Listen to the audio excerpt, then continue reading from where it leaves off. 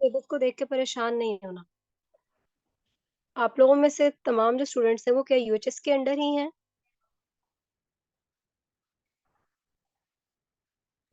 Yes ma'am. ठीक है। क्योंकि कुछ यूनिवर्सिटीज हैं फैसलाबाद वाली जिनका अपना उनका एक प्रोसीजर होता है, वो उसके अकॉर्डिंग एग्जाम्स लेती हैं। उनका कोई ये नहीं होता कि वो यूएचएस के अंडर काम करें या एनुअल सिस्टम हो, वो सेमेस्टर सिस्टम के तहत करते हैं। तो जो हम लोग आपको पढ़ाएंगे वो यूएचएस बेस्ड होगा। और दूसरा ये कि आज मैं आप लोगों को हर सब्जेक्ट के कोशिश तो ये है कि जो हमने 1 घंटे की क्लास रखी है या उससे ज्यादा अगर टाइम लगता है तो आपको वो तमाम टॉपिक्स या तमाम सब्जेक्ट्स के वो पर्टिकुलर टॉपिक्स जो है वो मैं बता दूं। तो आप लोगों को मैंने कहा था कि आप अपनी बुक और या सॉरी पेपर और पेन अपने पास रखना है, आप लोगों के पास है? तो प्लीज आप इनको मार्क कर लें या लिख लें, कुछ भी जैसे आपको आसानी हो। ठीक है। तो आप लोगों को सबसे पहले जो मेन चीज जो पता होनी चाहिए कि आपकी बुक्स कितनी है।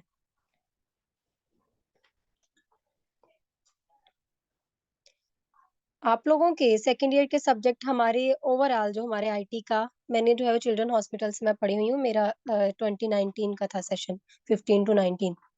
ठीक है।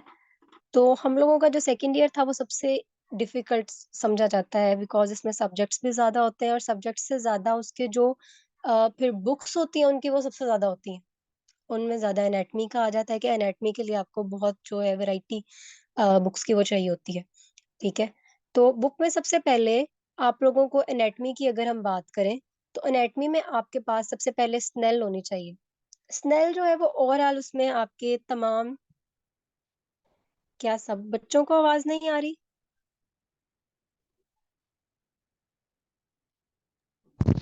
मैम आ रही है। जिनको नहीं आ रही आप काइंडली बेटा आप दोबारा से ज्वाइन कर लें, फिर आपका जो है ये इशू ठीक हो जाएगा। ठीक है। तो एनाटमी जो है उसको आपने सबसे मेनली स्नेल आपने पढ़नी है। स्नेल के एक तो टॉपिक्स जो है वो बहुत आसान करके लिखे हुए हैं और उसमें यह है कि वो आपको समझ आ जाती है। बीडी जो है वो बेसिकली आप डायग्राम्स के लिए करते हैं, स्नेल में इतनी डायग्राम्स अच्छी नहीं बनाई तो है उन्होंने लेकिन इतनी प्रॉपर नहीं है। और एग्जामिनर जो है वो क्योंकि एमबीबीएस वालों को भी वो पढ़ाते हैं एनेटमी वगैरह, तो वो एनेटमी का पेपर एक इस तरह से भी कुछ होता है कि वो उनके जेहन में वो उसी तरह से एमबीबीएस का भी होता है या आप कह लें डीपीटी वालों का भी होता है, तो वो डायग्राम जो है इसलिए ज्यादातर बीडी से हमने करनी होती है। तो ये तो भी फिलहाल बुक्स का बता रही हूँ कि बुक्स आपने कौन कौन सी लेनी है। नेक्स्ट हम बात करेंगे कि हमने कौन कौन से टॉपिक्स जो है वो बीडी से करने हैं या कौन से टॉपिक्स हमने स्नेल से करने हैं। स्नेल जो है इसका भी एक पार्ट जो है वो न्यूरो का होता है, वो एंड पे कुछ में तो एंड पे बिल्कुल लिखा हुआ है न्यूरो का, उतना पोर्शन भी आप कर लें तो वो काफी होता है। लेकिन अगर आपने न्यूरो एनाटॉमी लेनी हो तो आप जो है वो फिर बीडी की लें। न्यूरोस जो है वो स्नेल से भी आप कर सकते हैं जो एंड पे उसका लिखा हुआ है। फिर बीडी आपने हेड नेक पोर्शन आपने लाजमी लेना है, ये सबसे इम्पोर्टेंट होता है। हेड नेक, इसमें नेक की ट्रायंगल्स कुछ होती हैं, मुझे याद है हम लोगों को भी क्वेश्चन आया था नेक की ट्रायंगल का। ठीक है। और उसको हमने ड्रॉ भी करना होता है। अनेटमी के पेपर में पास होने के लिए सबसे मेन चीज जो आप लोगों ने याद रखनी है कि आपने कोई भी टॉपिक जो आपको उन्होंने दिया है आपने उसके डायग्राम लाजमी बनाने हैं।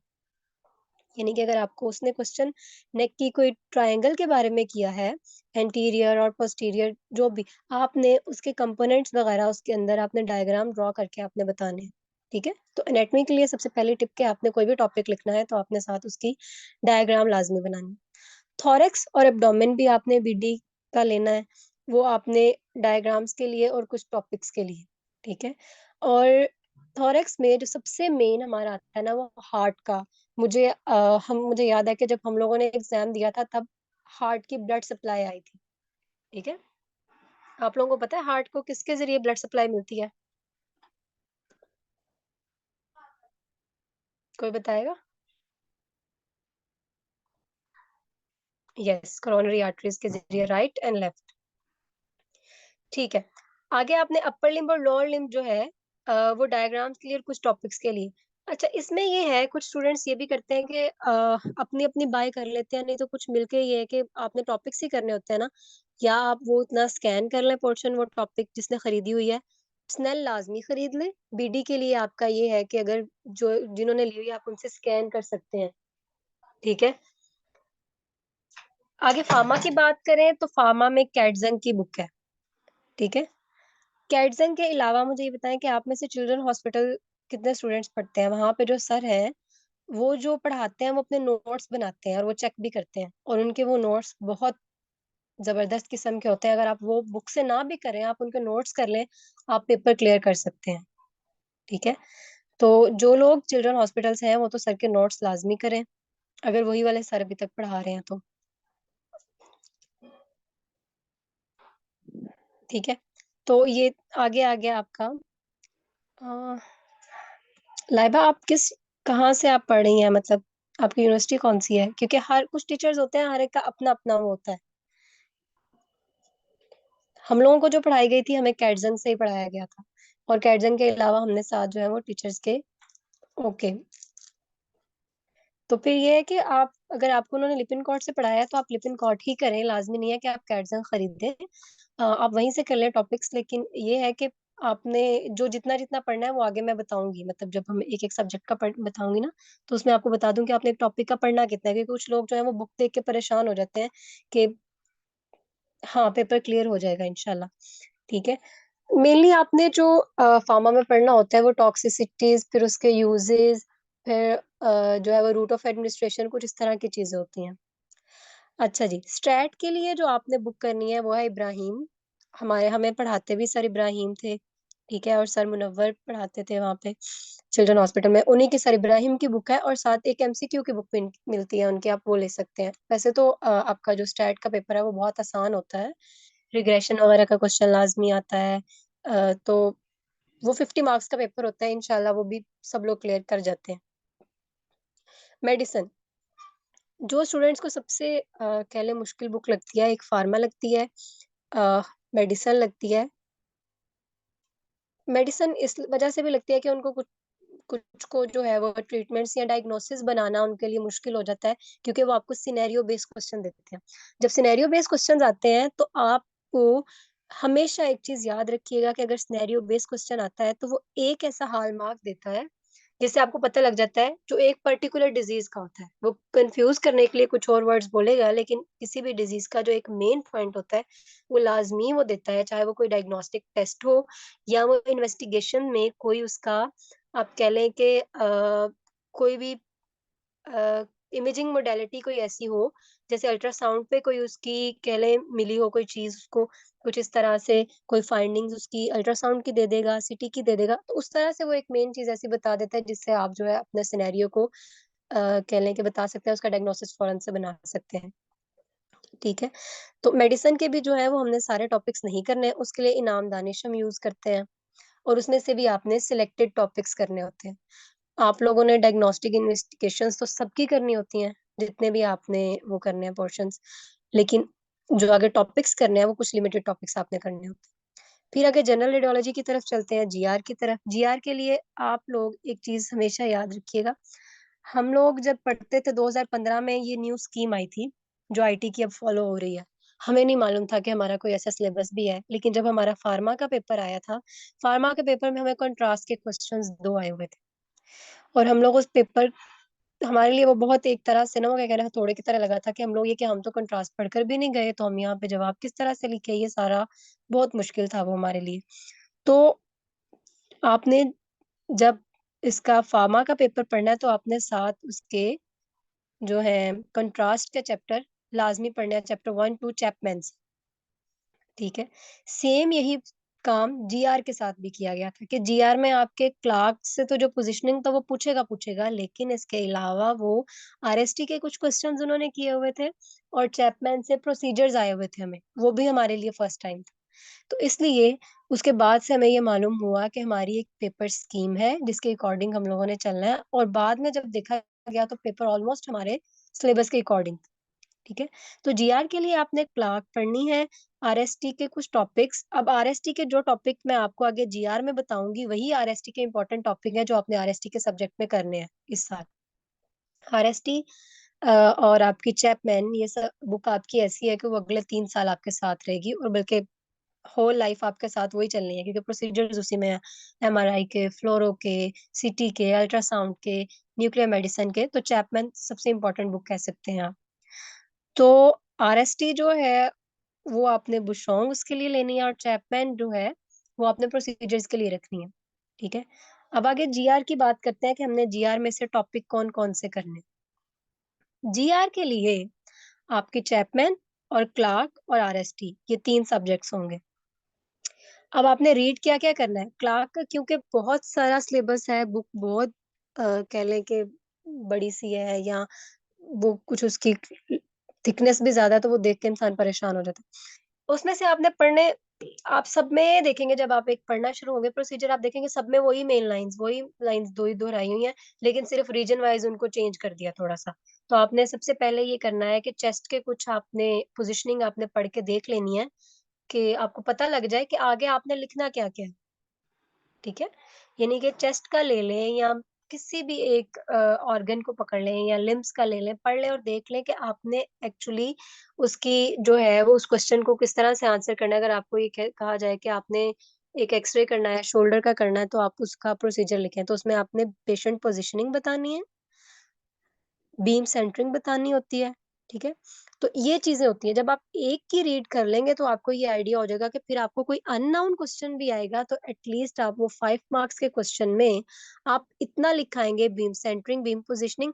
और इसमें एक चीज जो याद रखने वाली होती है कि एक्सरे जब आप किसी भी उसका करते हैं रीजन का, तो आपने क्या लेना होता है, मिड मिड में उस सेक्शन को रखना होता है ना जिसका आप एक्सरे कर रहे हैं। फिर थोड़ा सा ऊपर से लेना है, थोड़ा सा नीचे से लेना है। तो आपकी जब एनेटमी आपको क्लियर होगी तो आप बता सकते हैं, लेट्स सपोज आप जो है वो क्या कहते हैं, एल्बो का अगर आप कर रहे हैं, तो ऑब्वियसली आप जो है वो रेडियस अल्ना तक भी लेंगे नीचे से थोड़ा सा, और ऊपर से जो है ह्यूमरस तक थोड़ा सा ऊपर लेंगे उसका रीजन। ठीक है, उसका फायदा ये होता है इतना रीजन लेने का, ताकि अगर आपका कोई कट जाता है पोर्शन तो आप उसको बाद में एडजस्ट कर सकते हैं।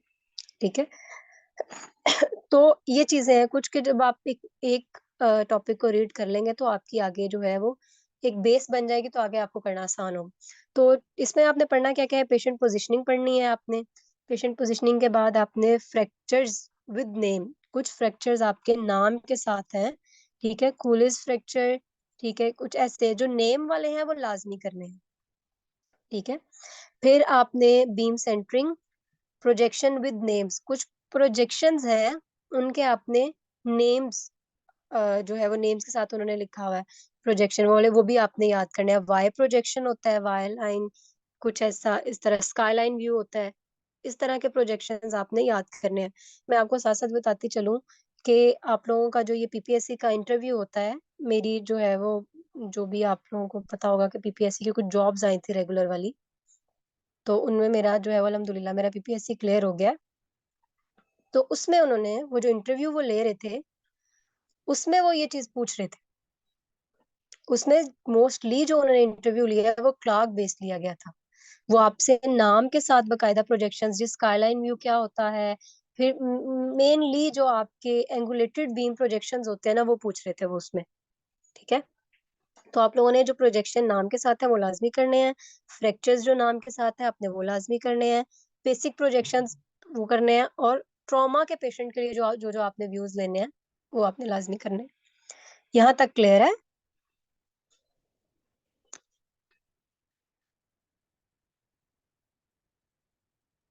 आगे चले? Yes ma'am. Yes ma'am. Okay,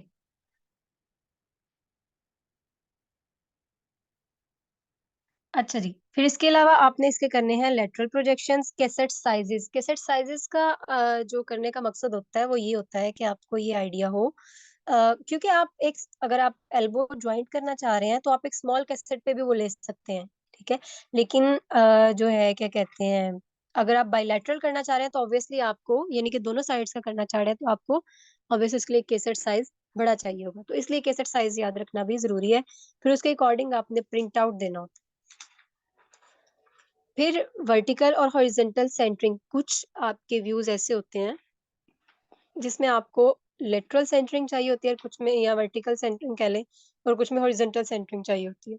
ठीक है, अब आरएसटी से, ये जो आरएसटी के यहाँ पे टॉपिक्स लिखे हुए हैं, यही वाले आरएसटी के सब्जेक्ट के लिए इंपॉर्टेंट है। ठीक है, तो जब आप उसको इसमें कर लेंगे तो आपके लिए आरएसटी करना आसान हो जाएगी जब आरएसटी का पेपर होगा। आरएसटी में अब आपने जो आरएसटी से आपने जिन चीजों को रिवाइज करना है इसके लिए, उसमें है आपके फिल्म कंपोनेंट्स विद डायग्राम। अच्छा, ये फिल्म्स के बारे में भी उन्होंने हमसे इंटरव्यू में पूछा था। फिर जो हम लोगों का रिटन टेस्ट आया था पीपीएससी का, वो ऑलमोस्ट पूरी की पूरी उन्होंने हमें आरएसटी ही उठा के दी हुई थी। फिजिक्स, ये फिल्म के कंपोनेंट्स आपके जो है वो लेटेंट इमेज क्या होता है, फिर आपके जो केमिकल्स होते हैं मैनुअल प्रोसेसिंग के वो क्या होते हैं, ये चीजें पूछी गई थी। फिर एनोड और कैथोड के बारे में क्वेश्चंस थे हमारे। आ, फिर उन्होंने जो हमें एनेटमी पूछी थी, एनेटमी भी बहुत डीप किस्म की पूछी हुई थी उसमें। ठीक है, तो आप लोग ये है कि अभी से कोशिश करें अपनी चीजों को अभी से अच्छे से, आप जब याद कर लेंगे तो उस टाइम पे मुश्किल नहीं होता। ठीक है, तो आपने फिल्म प्रोसेसिंग मैनुअल और ऑटोमेटिक कैसे करते हैं, केमिकल्स ऑफ मैनुअल प्रोसेसिंग, आप लोगों ने कभी देखी है मैनुअल प्रोसेसिंग, फिल्म को किस तरह से डेवलप करते हैं, डेवलपर क्या होता है, फिक्सर क्या होता है, कभी देखा है आपने? जो जनरल हॉस्पिटल में अगर आपकी रोटेशंस लगती हैं तो नो जनरल मैम। हॉस्पिटल में था, जब हम लोग पढ़ते थे तब जनरल हॉस्पिटल में हमारी जो है वो इसमें लगी थी रोटेशन, तो हम लोगों ने देखा था।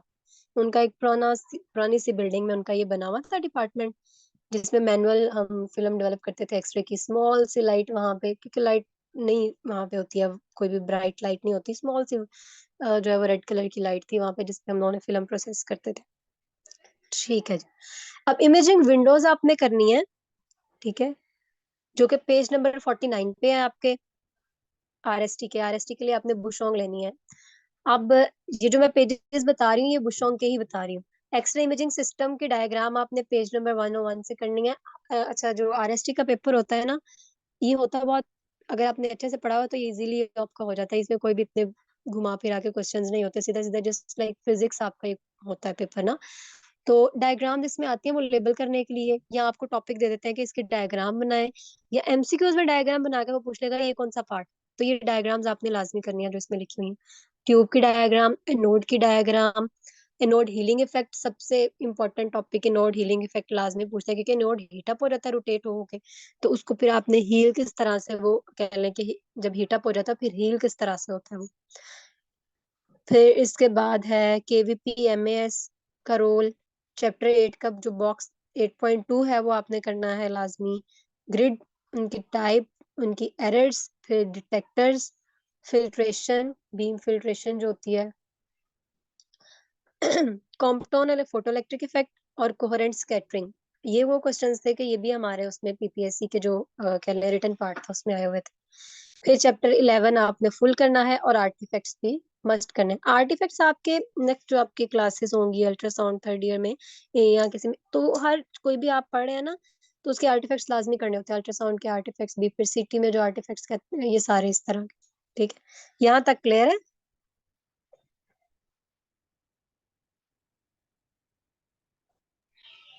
Yes ma'am. मैम, जो बुशोंग के फर्स्ट 3 चैप्टर्स हैं वो इम्पोर्टेंट नहीं है? वो हम बुशोंग वाले में मैं बताऊंगी आपको कि हमने चैप्टर कितने करने हैं। अभी तो हम ये उसमें कर रहे हैं ना कि हमने जीआर के साथ आरएसटी का कितना पढ़ना है। ठीक है, यस ओके। मैम। फार्माकोलॉजी पे अब आते हैं कि फार्माकोलॉजी का आपने कितना करना है। फार्माकोलॉजी हम लोगों ने ये जो एमबीबीएस वाले जिस तरह से करते हैं हमने उतना याद नहीं करना, क्योंकि हमने कौन सा मेडिसिन वगैरह जो है वो प्रेस्क्राइब करनी होती हैं, तो इसलिए अ, हम लोगों ने कुछ फार्मा हमें पढ़ाते जरूर है ताकि हमें पता होना चाहिए। मेडिसिन भी हम पढ़ते हैं, सर्जरी भी हम पढ़ते हैं, सिर्फ इसलिए कि हमें पता हो डिजीज कौन सी है, और वो हमें जब हमने सीटी स्कैन परफॉर्म करना होता है या आपने एमआरआई वगैरह परफॉर्म करना होता है, अल्ट्रासाउंड परफॉर्म करना होता है, तो आप डायग्नोसिस अपना बना सके। ठीक है, तो वो पढ़ाने का ये फायदा होता है हमें, सर्जरी मेडिसिन और फिर ये वाली मेडिसिन फार्माकोलॉजी जो थी। तो फार्मा के लिए आपने कैडजन और चैपमैन का चैप्टर नंबर 1 और 2 फुल करना है, क्योंकि चैप्टर नंबर 1 और 2 में कॉन्ट्रास्ट के बारे में बताया गया। फिर आपने इसका चैप्टर करना है फार्माकोडायनामिक्स, फार्माकोकाइनेटिक्स, क्लासिफिकेशन। मतलब अब आपने इनमें से जो टॉपिक्स आगे हम ड्रग्स जो पढ़ते हैं उनमें से आपने करना कितना कितना है। आपने उसकी क्लासिफिकेशन, उसके यूजेस, उसकी टॉक्सिसिटी करनी है लाजमी। अ, हर एक में आप टॉक्सिसिटी, हम लोगों ने जो स्टूडेंट्स ने याद रखा होता है, कोई भी ड्रग है अगर उसकी टॉक्सिसिटी पूछिए तो उसमें नोजिया, वोमिटिंग, डिहाइड्रेशन, कुछ भी इस तरह से, तो ये मेन आप हर किसी में ये वाले लिख सकते हैं। फिर मैकेनिज्म ऑफ एक्शन आपने उन ड्रग्स का करना है जो बहुत इंपॉर्टेंट ड्रग्स होती हैं, जैसे पेनिसिलिन, या कह लें जो डेली बेसिस पे यूज हो रही होती है, पैरासीटामोल, इस तरह वाली। ठीक है, फिर चैप्टर्स आपने कैटजंग से कौन कौन से करने हैं, 1 2 3, 11, 14, 15, 16, 22, 25, 26, 30, 31, 34। अच्छा, जब हम लोग, मैंने बताया कि हमें पता नहीं था इसका सिलेबस का, तो हम लोगों ने ऑटोनोमिक नर्वस सिस्टम भी हम पढ़ के गए हुए थे। हालांकि ऑटोनोमिक नर्वस सिस्टम हमारे उसमें नहीं था। वो ओटी के कुछ स्टूडेंट्स, ओटीटी के आई थिंक, जो ऑपरेशन थिएटर वाले होते हैं वो हमारे साथ पढ़ते होते थे, तो उनके सब्जेक्ट्स का उनके वो टॉपिक थे। तो ऑटोनोमिक नर्वस सिस्टम हमारे टॉपिक्स में भी नहीं लिखा हुआ, ना ही वो हमारे वाइवा में है। वाइवा में भी फिर सर हमसे बैठे यही वाले क्वेश्चन कर ही जा रहे थे ऑटोनॉमिक नर्वस सिस्टम के। फिर हमने उनको बताया बाद में, जब हमें डांट पड़ी उनसे कि आप लोगों को तो क्वेश्चन ही नहीं आ रहे थे, हमने बताया कि सर वो तो हमारा टॉपिक ही नहीं था, इसलिए हम लोग पढ़ के नहीं गए थे। तो ऑटोनॉमिक नर्वस सिस्टम देख लीजिएगा, आपके टॉपिक्स में नहीं है। ठीक है। तो 31, 34, 36, 43 जो है वो आपने जो उससे पहले पहले अदर बीटल जो लेक्टेम्स फैमिली है उससे पहले पहले तक आपने करना है 43 वाला। 44, 46 जो है वो सल्फोनामाइड्स तक आपने, उसमें से 46 में से आपने सल्फोनामाइड वाला करना है टॉपिक। ठीक है। फिर 50 जो है, और 59, 59 में से anti emetic drugs. Emetic drugs क्या होता है, कौन बताएगा?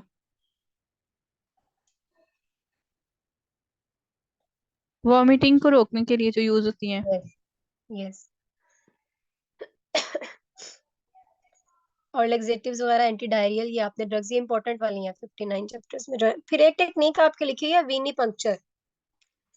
विनी पंक्चर भी आई थिंक सर पढ़ाते हैं। अगर ना भी पढ़ाए तो ये टॉपिक आपने बेटा नेट से खुद करना होता है। विनी पंक्चर जो है वो इंजेक्शन लगाना, या आप कह लें कि जो आप आईवी वगैरह लगाते हैं, इस टेक्निक को कहते हैं विनी पंक्चर। तो आपको सिरिंज का पता होना चाहिए, सिरिंज के कंपोनेंट्स का पता होना चाहिए। तो ये टॉपिक आपने इंटरनेट से करना है। फिर आपका आ जाता है एनेटमी। एनेटमी की वही बात कि आपने न्यूरो जो है वो स्नेल से करनी है। ठीक है, जो एंड पे उसके लिखा हुआ है, या न्यूरो स्नेल वैसे मिलती भी है इसके सेपरेट, लेकिन आप स्नेल के ऊपर जितना एंड पे उन्होंने पार्ट लिखा हुआ है ना, वो काफी है ब्रेन वाले में, हेड और ब्रेन वाले में जो लिखा हुआ है। फिर आपने जो सबसे पहले टॉपिक्स दिए हुए हैं आपको, सॉरी, जो आपको ये वाले टॉपिक्स दिए हुए हैं, इनकी आपने सिर्फ और सिर्फ करनी है डायग्राम। ठीक है, क्योंकि मैंने बताया कि एनेटमी की डायग्राम्स भी आती हैं इसलिए। तो pons, medulla, forebrain, midbrain, hindbrain, brain stem और सिस्टर्न्स जो है, इनकी आपने डायग्राम करनी है लाजमी। और रीडिंग और डायग्राम, जिसको आपने रीड भी करना है और उसकी आपने डायग्राम भी याद रखनी है, वो है आपका ventricles, meninges, CSF flow, cerebrum और फंक्शनल एरिया सेरिब्रम के। ठीक है। फिर आगे जो रीड करने हैं आपने, उसमें क्रेनियल नर्व्स है, स्पाइनल नर्व्स और स्पाइनल कॉर्ड जो है, इसको आपने, इनके टॉपिक्स को सिर्फ रीड करना है। और ट्रैक्स जो है, स्पाइनल ट्रैक्स, वो आपके इंपॉर्टेंट है एमसीक्यूज के लिए।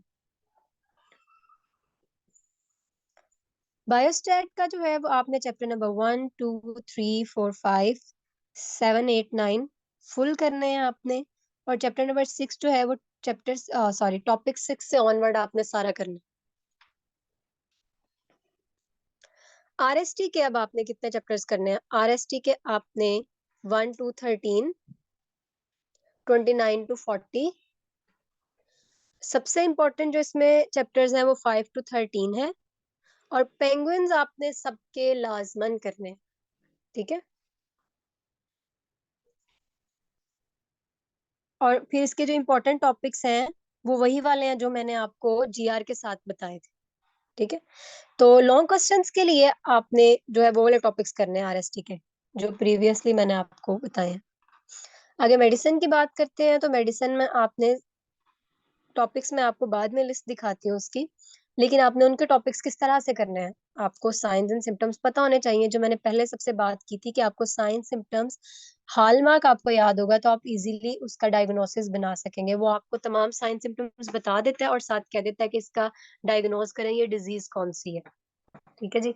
तो आपको साइंस सिम्टम्स का पता होना चाहिए, इन्वेस्टिगेशंस का पता होना चाहिए, और बेसिकली आप एमआईटी के स्टूडेंट्स हैं तो आपको इमेजिंग इन्वेस्टिगेशंस का पता होना चाहिए कि इस इमेजिंग मोडेलिटी पे आपको किस तरह से डिजीज ये वाली नजर आएगी, या क्या इसकी फाइंडिंग्स मिलेंगी। फिर इटियोलॉजी जो है, यानी कि कॉज ऑफ डिजीज जो है, वो आपने सिर्फ इंपॉर्टेंट टॉपिक्स का करना है। कॉम्प्लिकेशन आपने इंपॉर्टेंट टॉपिक्स की करनी है, और क्लासिफिकेशन भी अगर उन्होंने किसी डिजीज की बताई हुई है तो वो भी आपने सिर्फ और सिर्फ वो वाले टॉपिक्स की करनी है जो आपके पास्ट पेपर में आए होंगे। ठीक है जी। आप में से कुछ स्टूडेंट्स ने मेरे ख्याल से जो हमारा सेशन था मेडिसिन वाला वो ज्वाइन किया था, तो उनको मैंने टॉपिक्स मार्क करवाए थे। लाइव आई थिंक आप थे उसमें, उस सेशन में।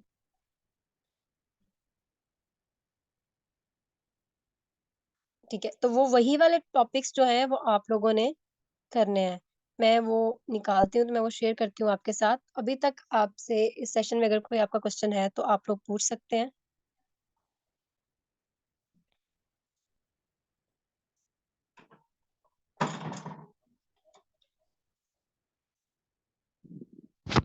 मैम बायोस्टेट्स का ना हम लोग को सिलेबस अगर हम लोग अपना यूएचएस वाला देखते हैं ना, तो उसके हम्म। अंदर तो उन्होंने मतलब टॉपिक दिया हुआ है ना कि इसमें जी आप जी जैसे अब हमारा कल टेस्ट है, फर्स्ट टेस्ट है, जो उसके अंदर चैप्टर के वाइज हमें बता दें कि हम लोग के जो ये जो इब्राहिम वाली बुक है इसमें से वो कौन से चैप्टर कौन से बनते हैं वो वाले, क्योंकि ये बहुत अच्छा, कंफ्यूजन ये हुई जो हुई है आपको बायोस्टेट्स। बुक्स, ये जो मैंने आपको इसमें बायोस्टैट के चैप्टर्स बताए हैं ना, ये मैंने आपको इब्राहिम के ही बताए हैं।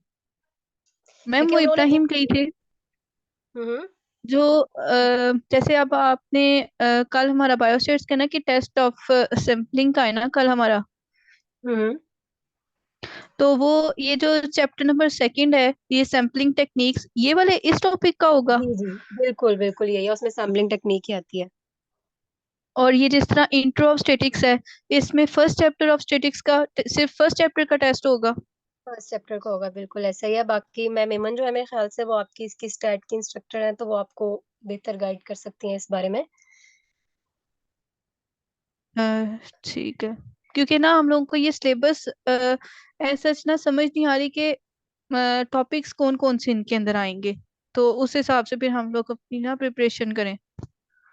ठीक है, वो मैम इमन अगर है इधर तो वो बता दें आपको इसका स्टैट का। बाकी इसके अलावा अगर आपने कोई पूछना है, आई थिंक वो नहीं है मीटिंग में, तो आपने उसके अलावा जो पूछना आप पूछ सकते हैं। क्योंकि स्टैट बच्चों मैंने पढ़ी हुई है लेकिन इस तरह से मैंने पढ़ाई नहीं है, तो इसलिए मैंने इंपॉर्टेंट आपको वो जो चैप्टर्स हैं वो बता दिए हैं। और जो आपकी लिस्ट है मेडिसिन के उनकी टॉपिक्स की, वो मैं आपको आपके ग्रुप में शेयर कर दूंगी। ठीक है। Yes ma'am. मैम ये जो हमारी स्नेल्स है यही इसकी जो न्यूरो स्नेल है इधर से हम लोग हम मतलब हमें उधर यूनिवर्सिटी में जो चाइल्ड हेल्थ साइंसेज में उन्होंने हमें न्यूरो स्नेल्स लगवाई हुई है, तो वो तो हमने ठीक है, तकरीबन सारी ही न्यूरो पढ़ाते। कर लिया वहां से। हाँ, न्यूरो पढ़ाते सारे ही हैं। आप लोगों को पढ़ा कौन रहा है नेट में? हमें सर फरजाद पढ़ाते थे तब उस टाइम पे। जी वही सर अहमद फरजाद। वही पढ़ा वही पढ़ा रहे हैं आपको? अच्छा, वो न्यूरो जी नेट में वो पूरी पढ़ा देते होते हैं। हम लोगों ने तो बिल्कुल भी उसको सीरियस नहीं लिया था, सही बात बताऊं। लेकिन बाद में न्यूरो के जब क्वेश्चन आए थे ना, फिर हम लोगों को समझ आ गई सीरियस लेना चाहिए था। तो वो बेहतर ही है कि आप लोग उसको अच्छे से कर लो। जो वो पढ़ाते हैं वो अच्छा पढ़ाते हैं, न्यूरोनेट में जो वो करवाते हैं। तो आप वो कर लें जो वो टॉपिक्स करवा रहे हैं। ये है कि आप न्यूरोस्नेल अगर आपने ले लिया तो कोई मसला नहीं, आप उससे रीड कर सकते हैं वो वाले टॉपिक। लेकिन मैंने बताया कि हमें न्यूरो के क्वेश्चंस भी आए थे। आई थिंक एक क्वेश्चन था, लेकिन हार्ट की ब्लड सप्लाई लाजमी आई थी हमें। ट्रायंगल जो नेक की थी उसका लाजमी क्वेश्चन आया था। एमसीक्यूज में आती है न्यूरो, ये होता है एमसीक्यूज में जरूर आती है न्यूरो के क्वेश्चंस ना। जो स्पाइनल ट्रैक्स वगैरह आपको बताया कि उस तरह के क्वेश्चंस वो आपसे एमसीक्यूज में पूछता है।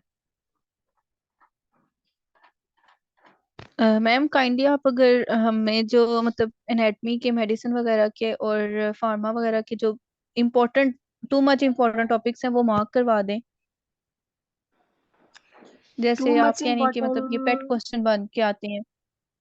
हाँ, वो अब ये है कि मैं अब अपनी बुक्स निकालूंगी, क्योंकि मैं हॉस्टल से भी रिसेंटली घर शिफ्ट हुई हूँ 3-4 दिन पहले। तो मुझे अपनी बुक्स पहले देखनी पड़ेंगी, फिर ही मैं आपको बता सकूंगी। अभी ये मैंने मटेरियल इकट्ठा किया था कि आपने एक्चुअली आपको ये पता हो कि आपने करना कितना करना है। ठीक है। तो बाकी इंशाल्लाह साथ साथ मुझे जो भी पता लगा। फिर एक और जो मैं आपको चीज बताती चलो, सबसे इम्पोर्टेंट कि आप लोगों ने, मैं जो पढ़ती होती थी मैं इस तरह से पढ़ती थी कि मैं अपने ना पास्ट पेपर के क्वेश्चन जो थे वो मैं लिख लिया करती थी एक रजिस्टर वगैरह पे। तो उससे ये फायदा होता था कि पास पेपर अगर गुम भी हो जाते हैं तो इशू नहीं होता।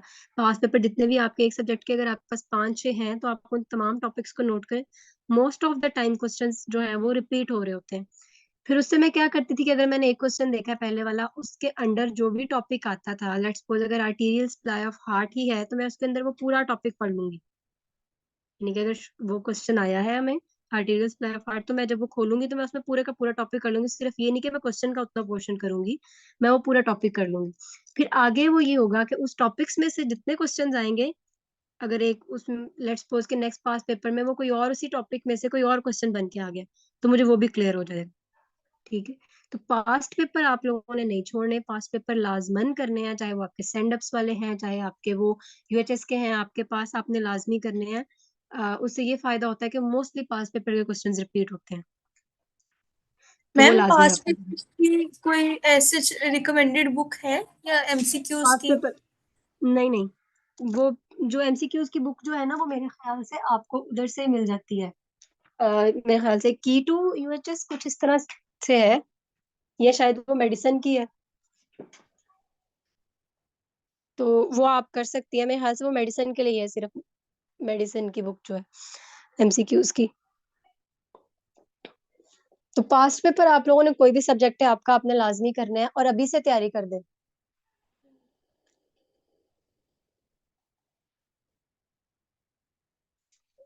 क्योंकि अभी यही टाइम है आपके पास। 1 दिसंबर का महीना, आई थिंक जनवरी या फेब में आपके पेपर है। जी मैम। 18 जनवरी को हमारा पहला पेपर है। ओके, तो फिर तो आपके पास बच्चों यही 2 माह है, तो फिर कोशिश करें कि अभी से अपने पास्ट पेपर ढूंढें। कुछ लोग जो है उनके पास एमसीक्यूज का भी है, मेरे ख्याल से उन्होंने बनाया हुआ है। मेडिसिन के लिए आपका जो है, एक तो वो जो की टू मेडिसिन है, मेरे ख्याल से यूएचएस की है, आई थिंक वो है।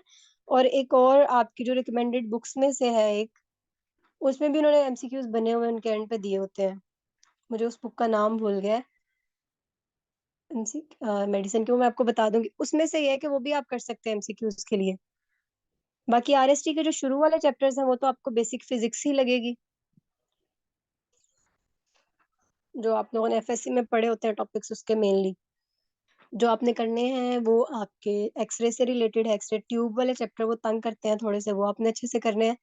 फिर रेडिएशन के जो इफेक्ट्स हैं, रेडिएशन की जो सेफ्टी है, ये सारे इस तरह के स्टोकेस्टिक इफेक्ट, डिटर्मिनिस्टिक इफेक्ट, उन्होंने जो था मेरा इंटरव्यू उसमें उन्होंने मेरे से ये क्वेश्चन पूछे थे, स्टोकेस्टिक डिटर्मिनिस्टिक इफेक्ट्स। फिर कंट्रास्ट की मैनेजमेंट उन्होंने पूछी थी मेरे से। तो ये चीजें हैं कि आपकी ये प्रैक्टिकल चीजें ही होती हैं, जो आप थ्योरी में पढ़ लेते हैं बाद में, वही आप प्रैक्टिकल में आप उसको यूज कर सकते हैं। इसके अलावा आप लोगों का कोई क्वेश्चन हो?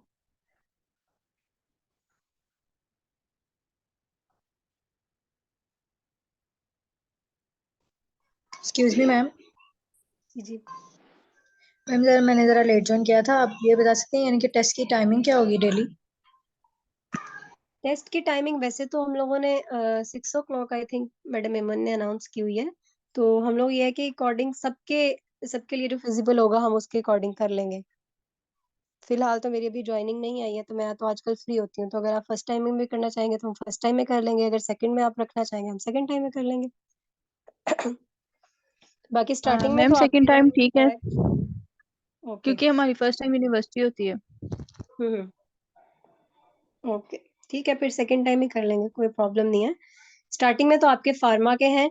अब आप लोगों को डॉक्टर मेमूना ने पढ़ाया फार्मा, जिन्होंने यहाँ से पढ़ा है अगर फार्माकोलॉजी, तो मैंने वो लेक्चर्स तो नहीं मुझे पता उन्होंने आपको किस तरह से पढ़ाया, लेकिन मैं आप लोगों को सिर्फ ये एडवाइस करूंगी कि आपने अब जो तैयारी करनी है वो इस तरह से करनी है कि आपने जो मैंने आपको टॉपिक्स बताए हैं कि किससे कितना कितना करना है, उसके अकॉर्डिंग आप तैयारी करें, ताकि आपको पेपर में मसला ना हो। जब आप ये टॉपिक्स कर लेंगे आपका थोड़ा सा भी हो जाएगा, तो स्टैंड अप्स आपके चिल्ड्रंस वालों के या आप लोगों के स्टैंड अप्स हो गए? No ma'am. मैम अभी नहीं हुए। स्टैंड अप्स के पेपर भी आप लोगों ने कोशिश करनी है, चाहे कोई एक बंदे के बीच में से ड्यूटी लगाए, कैसे भी करके, हालांकि वो सेल फोन ले लेते हैं, लेकिन पिक्चर्स आपके पास होनी चाहिए। हम लोगों का जो सर्जरी का पेपर हुआ था, मोस्टली वो क्या करते हैं यूटीएस वाले, हर इंस्टीट्यूट से पेपर एक बन के जाता होता है, तो कुछ लोग क्या करते हैं अपने स्टैंड अप्स का बना हुआ पेपर ही वो टीचर्स दे देते हैं। ठीक है। हमारा ये काम हमारे साथ सर्जरी के पेपर में हुआ था, जो हमारा स्टैंड अप का पेपर था सर्जरी का, A to Z एमसीक्यूज भी वही थे और जो क्वेश्चंस थे वो भी वही थे। थोड़ा सिर्फ उनकी ये कर दिया था कि उसकी जो वो कह लें आप अ, तरतीब थी क्वेश्चंस की, एससीक्यूज की, वो चेंज कर दी थी, वरना डिट्टो वही हमारा जो सेंडप्स का पेपर था वो वाला सेम था। तो ये कहूँ कि अपने सेंडप्स के अभी के जो आपके पेपर्स हों वो लाजमी आपके पास होने चाहिए, या आप कह लें कि याद करने की ये क्वेश्चन आया था उसको मार्क कर लें उसी दिन आके बुक पे, ऐसे लाजमी करिए।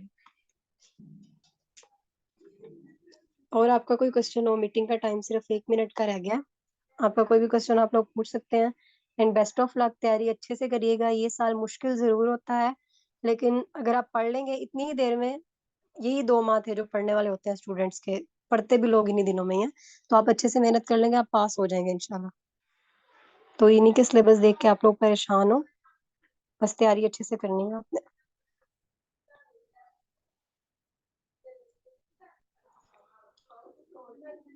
और कोई आप लोगों का क्वेश्चन, या फिर कोई भी क्वेश्चन हो आप ग्रुप में लाजमी पूछ सकते हैं, ठीक है बच्चों?